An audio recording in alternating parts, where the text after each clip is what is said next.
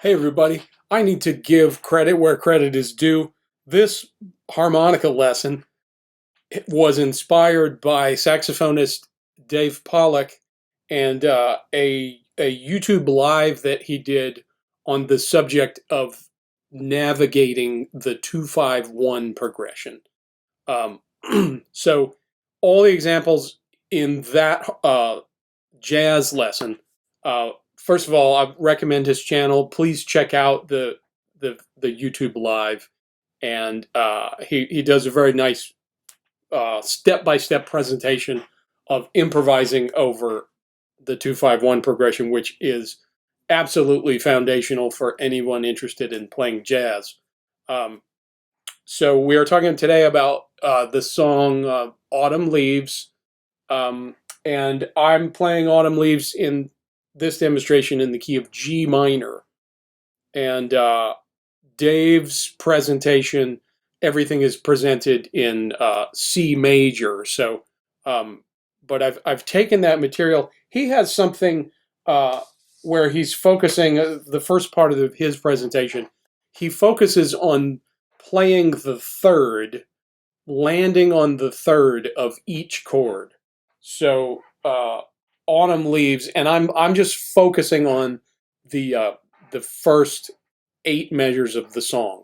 If you learn the first 8 measures of this song, you can basically play over the whole thing as far as improvising. The song migrates between the relative major, the relative minor. It's starting off in B flat major. It goes to G minor. It's going to go back to B flat major, and then it's going to go, like, the bridge is going to be G minor. It's just back and forth.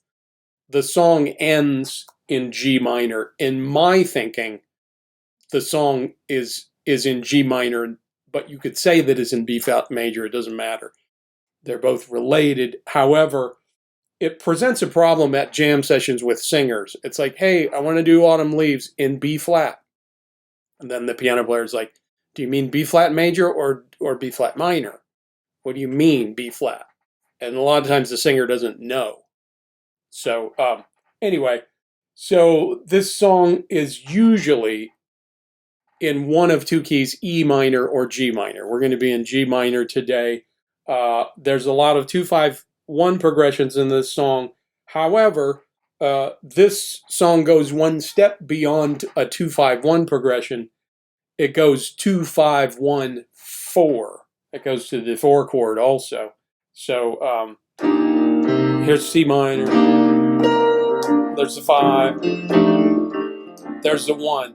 And then we go one more here to the 4 chord, as presented as a major 7. The progression continues to move in fourths. When we go to this A, this is not a perfect fourth, but it is moving in fourths. And it just has a nice feeling. Whenever chords move in fourths, it just makes sense harmonically. I'm not going to get into it. I just know that it sounds good. But 2-5-1-4. And then we get into the relative minor key here. That's a 2-5-1 in G minor. So any kind of work with 2-5-1s over the B flat major and the G minor. Now I do want to let you know, so the first 4 measures of this song, it's all based on the B flat major scale. When you see the E flat chord, you might think, oh, I play an E flat major scale over that. You're going to play an E flat Lydian scale, which is a major scale with a sharp 4. But we're keeping everything in this key signature of 2 flats, a B flat major scale. Even when we get to that E flat chord. So then when we get to the minor 2-5-1, the easiest way for me to think about navigating that is to use the notes of the G harmonic minor scale. So, but I'm going to demonstrate these things, and then I'm going to come back and explain what's going on with this etude that I've put together, which is 100% inspired by Dave Pollock. I started off with whole notes and we're just playing the third of every chord. Then the next thing that I do is what he calls landing on the third using the 6-step guide tone process. And so I followed his 6 steps. And I will explain what those 6 steps are in a minute. And then there's a nice line that he calls the survival line. And that's just a descending scale starting on the C minor, starting on the third. And as you go down the scale and continue to move down diatonically, it just works out that you keep landing on the thirds of each subsequent chord. It's very beautiful, very nice. This approach to learning 2-5-1s, I think, is just so much better than trying to learn and memorize complicated 2-5-1 patterns. That's kind of the next step. But having the feel um, of guide tones that land on the third is a great place to start, and it's also a very beautiful sound. Let me just demonstrate this thing, and then I'll talk about it.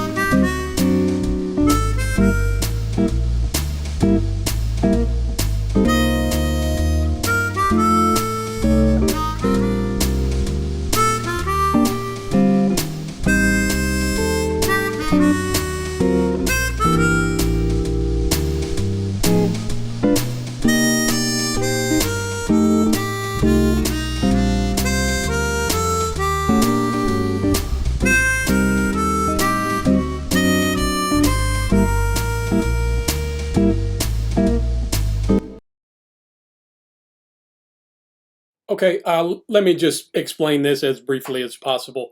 Um, this exercise that I've created, once we get past the whole notes, and again, I'm playing the third of every chord for those 8 measures. Then the next thing we do is what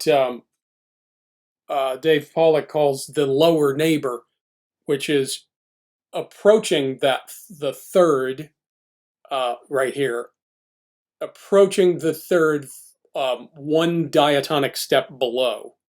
So when I say diatonic, I'm just talking just chord tones. It could be a half step or a whole step. So in this case, it's G to A. And then we continue that process. The target note for the B flat major is D. We approach it with the C. The target note for E flat major is G, it's the third. We approach it with F, and so on. Then I do have these things separated by double bars. So here's the next one. This is the upper neighbor.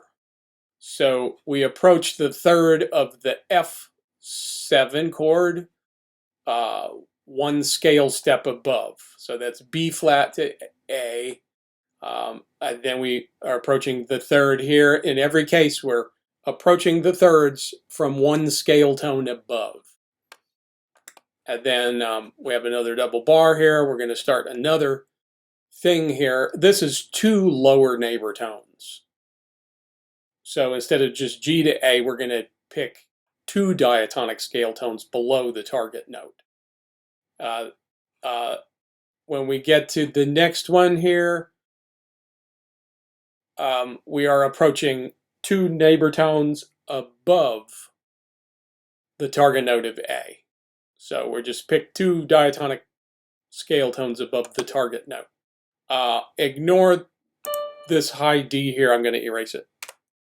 The reason I have octaves right here is you would need an extended range harmonica to play that figure. So I've got an alternate if you've got just a 12-hole harmonica. So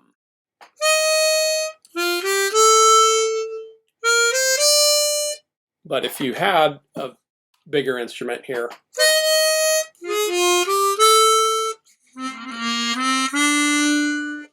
one more time.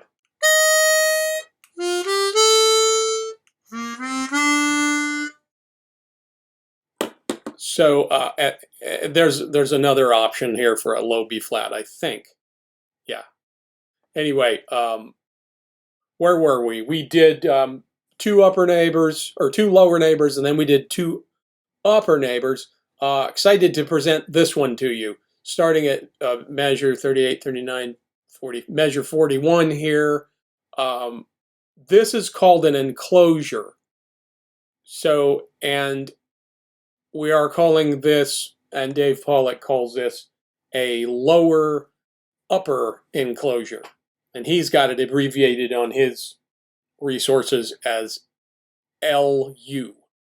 So we pick a note that is diatonically one scale step below the target note, and then follow it by a note that is diatonically one step above the target note.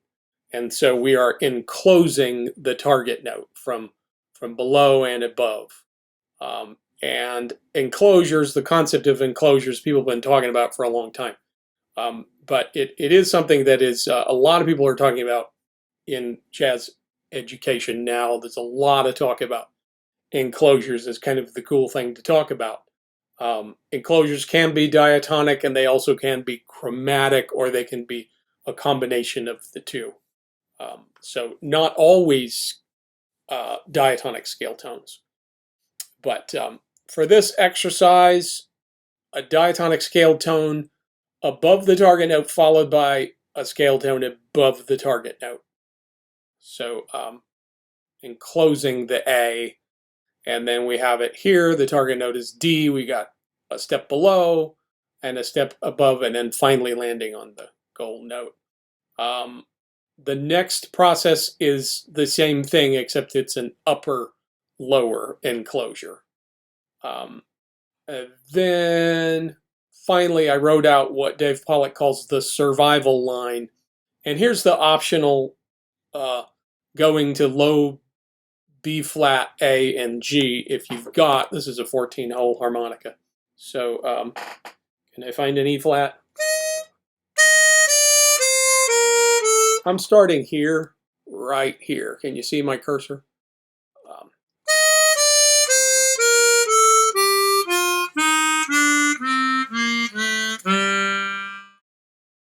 So that's how you play that. And on the 12-hole,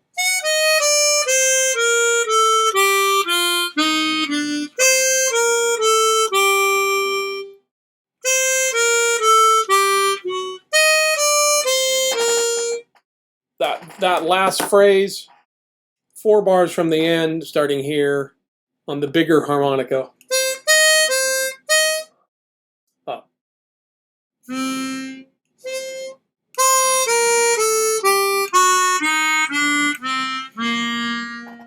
For the low B flat. Autumn Leaves is a great song to learn, and really a standard if you're interested in learning how to play some jazz improvisation, it's kind of a must-know song.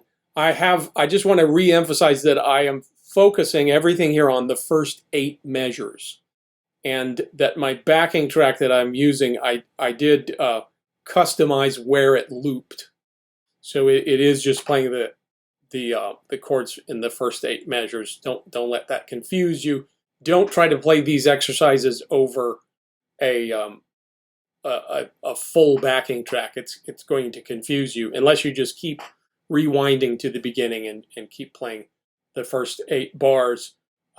What I want to say about this, I talked about scales. You could play a B flat major scale, the notes from the B flat major scale, all over this song, but when you get to the D7 altered chord, you're going to want to throw an F sharp in there. And an easy way to do that is to think, I mentioned this earlier, but the G harmonic minor scale is going to provide that note for you. The other thing, on the minor 2-5-1 sections of the song, you could totally play G blues scale kind of licks, combined with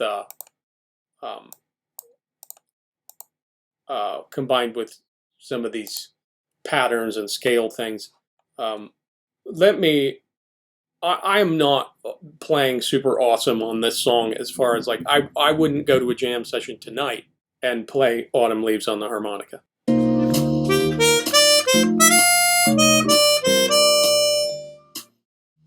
And then a blues scale.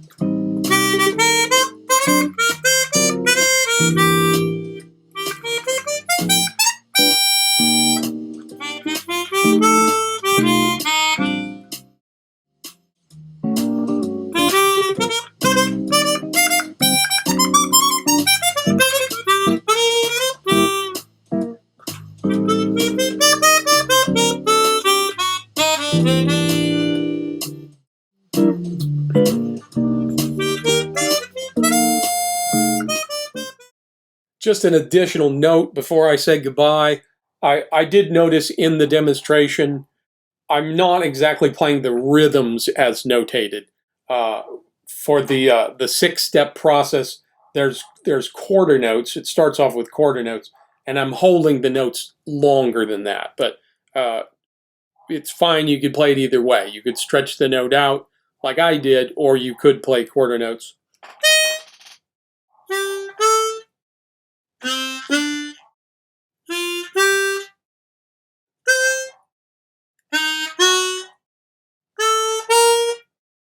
That's the quarter note version. If this video has been helpful to you, please like the video, comment on it, and subscribe to the channel if you haven't subscribed already. And take a look at Dave Pollock's channel. I will include a link below. He's a great saxophone player and music teacher, and funny. He has like some comedy things. I would like to provide a PDF for you of this exercise if you want to download it, but I don't have it available quite yet. I will, when I get it, I will include that link in the description below.